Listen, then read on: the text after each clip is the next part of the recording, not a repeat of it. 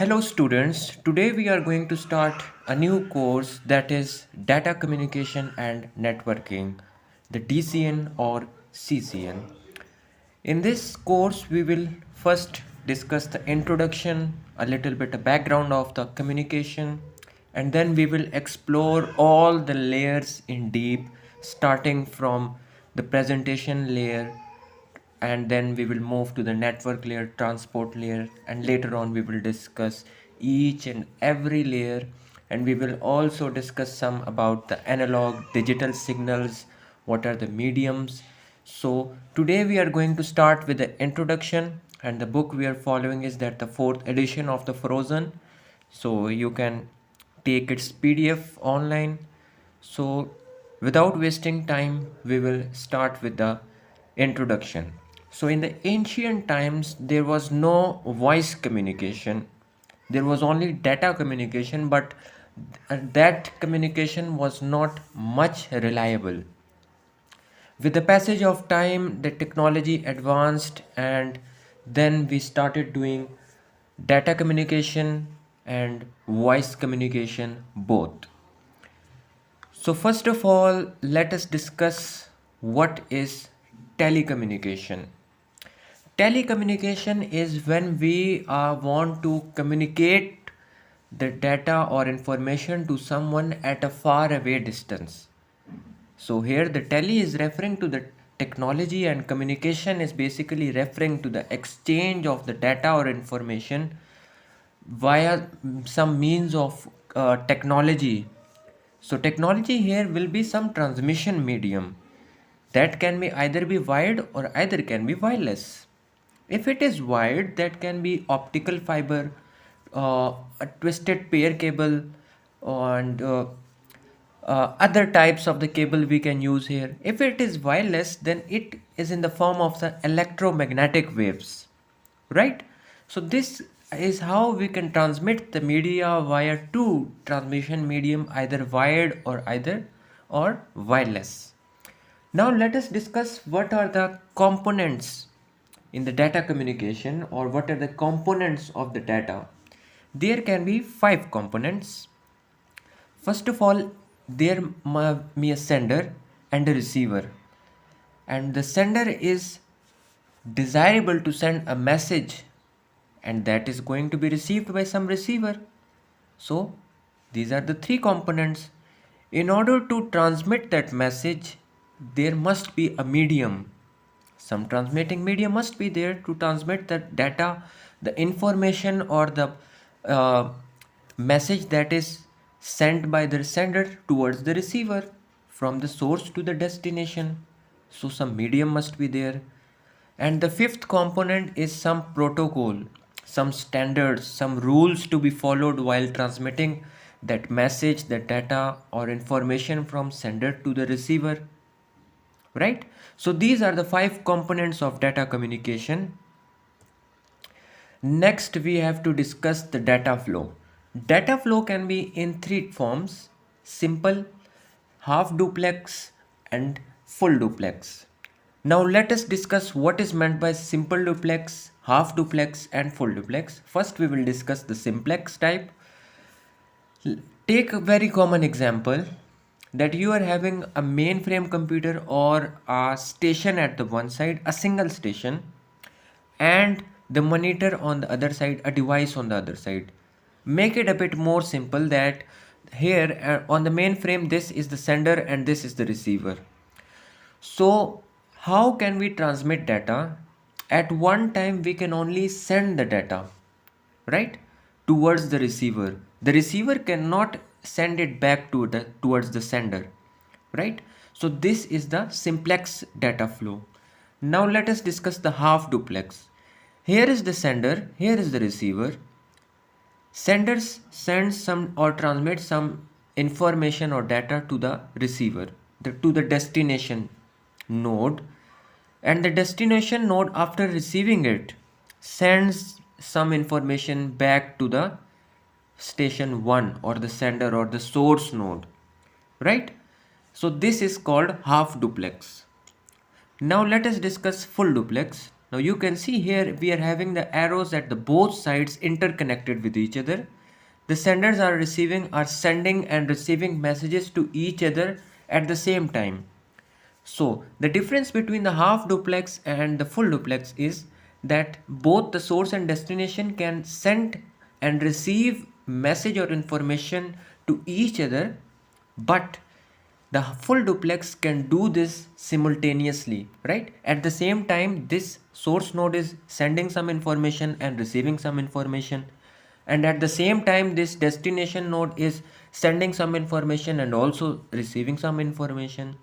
But in the case of half duplex, this station can either send some information or receive some information. It cannot do the both things. This destination node, it can either send some information or receive some information. It cannot also do both the things at the same time. So this was all about the three forms of the data flow. Now we will discuss about the networks, right? So how we can make networks. A network is basically a set of nodes or devices which can be connected by some links, right? So how we can connect them, that we will discuss further. So, and these nodes can be anything, that can be switches, computers, printers, or any other devices through which we can create a network.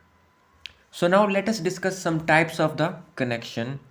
There can be here the two types of connections you can see now, that is point to point and multi-point. So what does it mean point to point? That one station we are having here and the other station here, and there is a one communication line in between. So we are having the single source and single destination, we can say in simple words, one sender or one receiver, we can also say this. So this is point to point communication. Now if we discuss the multi-point communication, multi-point communication means that there is one source but the destinations can be many, more than one, right? We can have the one source node and the destinations can be more than one, right? So this is multi-point. You can see here there is a one mainframe computer, but the link that is sending the information is received at different destination, at the different nodes or points. So there are more than one receiving points. So this is multi-point, right? Now let us discuss another figure to understand the network example a bit more. Here you can see that we are having a switched WAN. What is WAN? WAN is a wide area network. And how we can create a WAN wide area network? We can connect the two LAN networks, that is local area networks, together, and the connection between them is WAN, a wide area network, right? So here you can see the first one is a switched WAN and the second one is point to point WAN. What does it mean? That we are having some switches interconnected with each other. There is a one WAN network, and then each switches is connected to some end system. This is a switched WAN. And what is a point to point WAN? Point to point, as we discussed earlier, that we can connect some computers, printers with each other, or the modems with each other. Here you can see that the computer is connected to the modem, and then on the other side the modem is connected to the ISP. What is ISP? ISP is the internet service provider. And what is modem? This is the device through which we get the internet signals, and here we are having point to point wide area network, right? So this was about the switched WAN and point to point WAN. Now this is another example, a heterogeneous network made of 4 WANs and 2 LANs. Here you can see one LAN network, one local area network, here it is given. The other local area network, it is given here. You can see, right? And then we are having 4 wide area network. This is the one switched wide area network. There we are having the connection, point to point connection between the routers. This is the second WAN. There is a third WAN, and you can see here we are having the fourth when modem is connected with the modem, and then that connection is connected to the president, that is, we can say, that is controlling all the networks. So we are having four wide area networks and two local area networks here.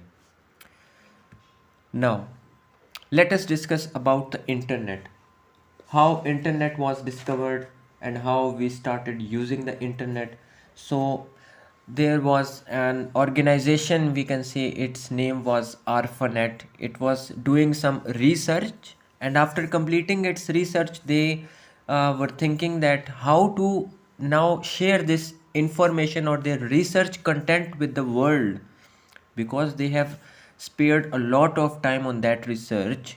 So from that time they started some internet network at a very simpler level, and then it, with the passage of time, it become very broader and expanded, and nowadays we are using the most advanced and revolutionized aspects of the internet. So at from that time the internet flow was started, right? So this was all about the history of internet. Now let us discuss the hierarchical organization of the internet. How is internet provided to the people or the local area, at the national level, at the regional level? You can see here the structure of a national ISP. ISP is the internet service provider. First, a national ISP is there, and then it goes to the regional ISP, and then from the regional ISP, that is the internet service provider, and from that internet service provider we are getting the internet signals, right? Now, the protocols and standards we discussed in the components of the data communication, that some standards, some rules and protocols must be followed in order to transmit the information from sender to the receiver. Yes, there are some rules and protocols that must be followed in order to transmit the message or data or information efficiently. So this was all about the introduction. In the next lecture, we will discuss about the topologies.